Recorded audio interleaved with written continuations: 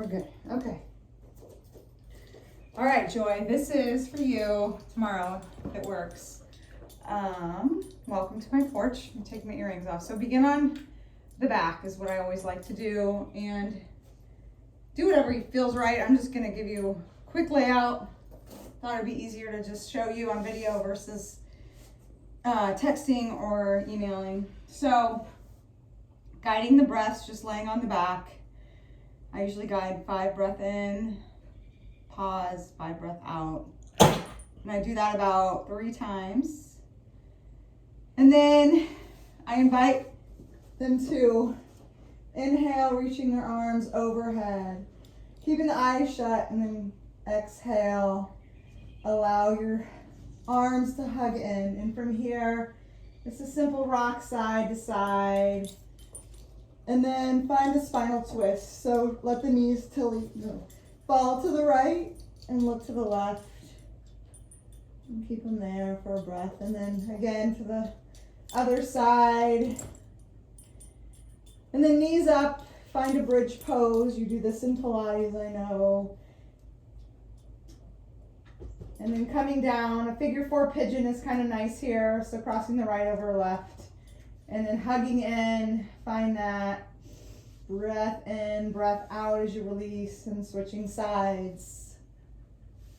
And then we windshield wiper the knees from side to side.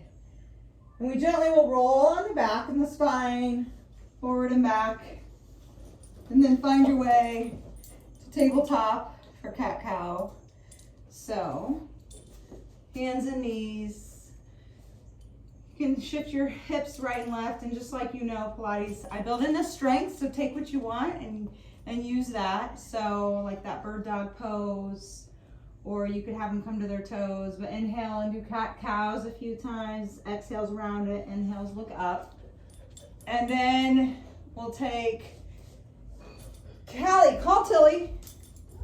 Sorry.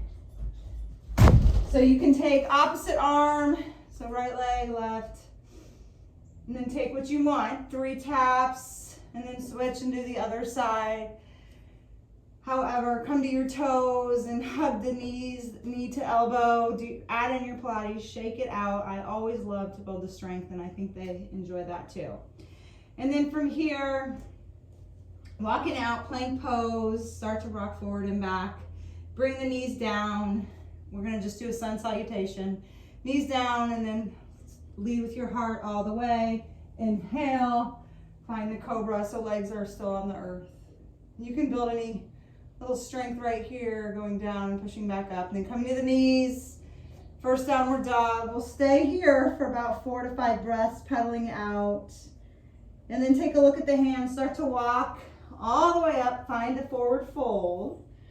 You can sway, grabbing opposite elbows.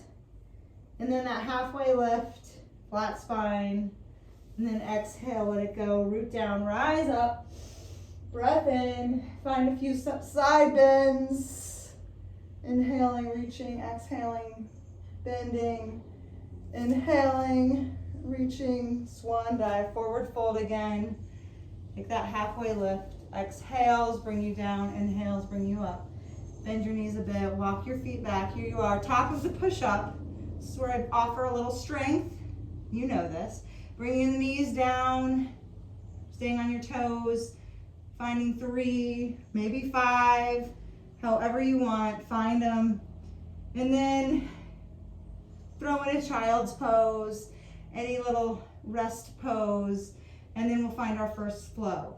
So coming into downward dog, walking with the feet up, all the way up. I usually bring them from a standing position to the pose. So right leg will stay in front, and we'll just do a warrior sequence. So we'll start with warrior 1. So those hips are squared to the front, and you're like standing on those train tracks. Inhale, reach forward, breath in, and as you breathe out, exhale, just find a grounded airplane. Inhale, reaching up. And then exhale, start to bring it to warrior 2. Stay here, tip it back, find the peaceful, just the warrior sequence here. Breath in and breath out. Bring it back to the warrior 2. And then we'll start to come back around. We'll come back to warrior one, inhale. As we exhale, forward bend, find the warrior three. So lifting the legs, arms can be back by your side, or we try to reach them forward for that warrior three. And then we come back, mountain pose.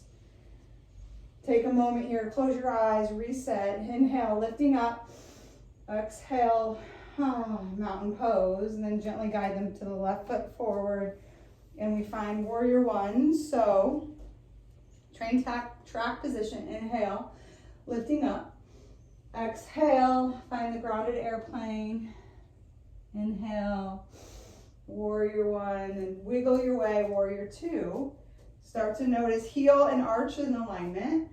Spread the arms. Notice if their arm one is down, maybe try to get them in one straight line, shoulders away. Tight core, peaceful warrior. So paint the sky with the left, tip it back. Keep the front leg bent.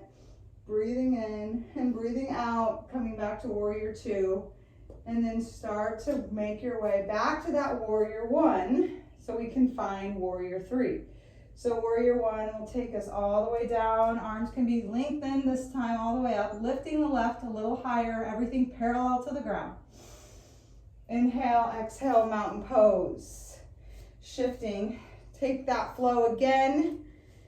And perhaps when you're in the warrior three for the second time, you can maybe add some of your Pilates, so crunching your knee in, bringing it back out, adding a little strength is awesome. So take that through about 2 times, and then maybe come some more strengthening poses like goddess squat and getting low, cactus your arms, do what you love in the Pilates, bringing one foot up, tiny little pulses, inch down, inch up, and coming back, standing to mountain pose. So by the time you work through the sun salutations and the grounding on the ground, and in that sequence, it's about time to do the final flow, which is the restorative. So we'll come to the ground for restorative, and before class you would have them get their bolsters, one bolster. They're not squared, they're rounded, but the big ones are kind of around the corner in the back, and then they get 2 blocks. So the first pose we'll go into is going to be a pigeon pose. So no blocks for this, but they're going to use the bolster. So we'll take the bolster, and you can have it just out in front of them in the setup. I like to invite them to go into downward dog, and we'll start with the right foot. So lift the right up into the third three-legged down dog, and then start to bring it in, knee to elbow, anchor the leg down. Take a look at the back leg that's coming straight out of the hip socket there. And then start to hug in that bolster so it's all the way on the lower part of your abs, so you can start to melt all the way down and just rest in this. Really nice. You can just do that with pillows at home if you want to do that.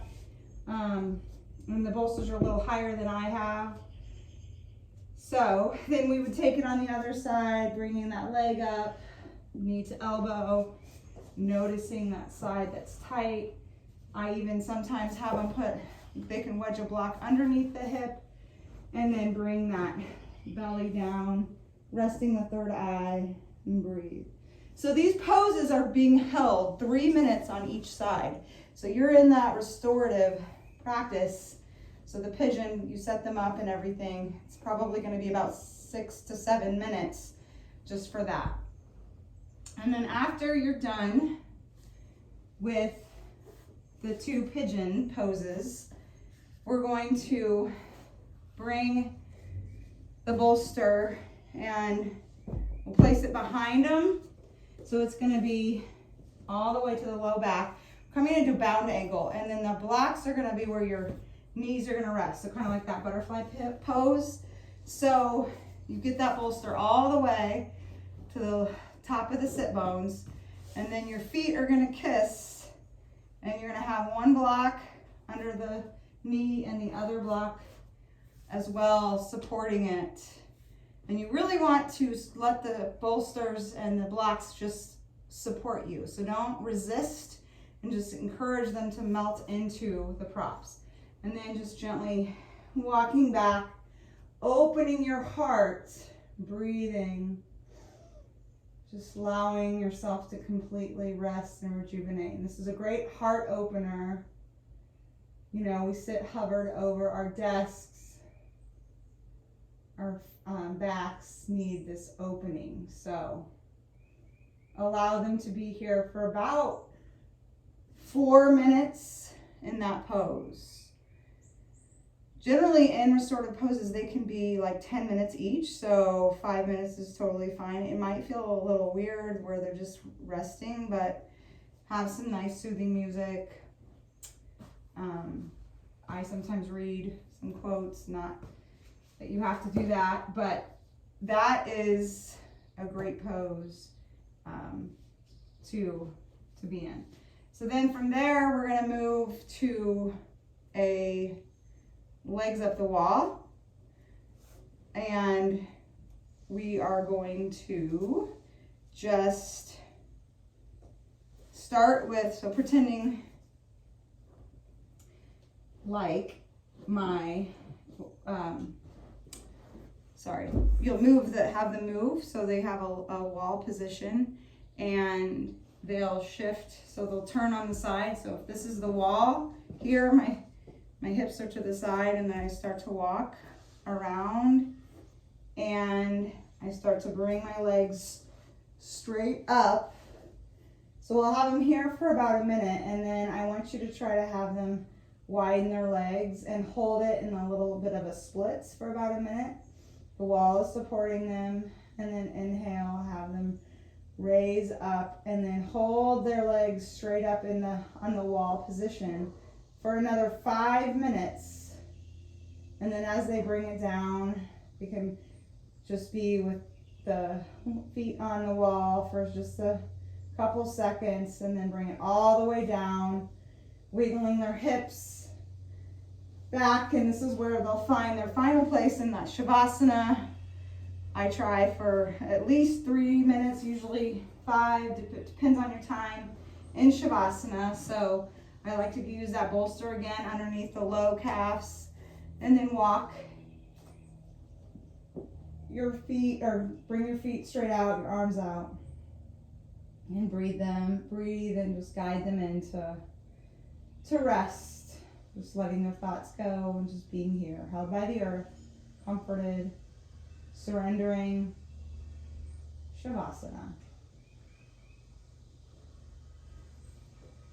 So I hope that made sense. Just a quick little video. And of course, just do what is comfortable for you. I imagine you'll have like 2 people.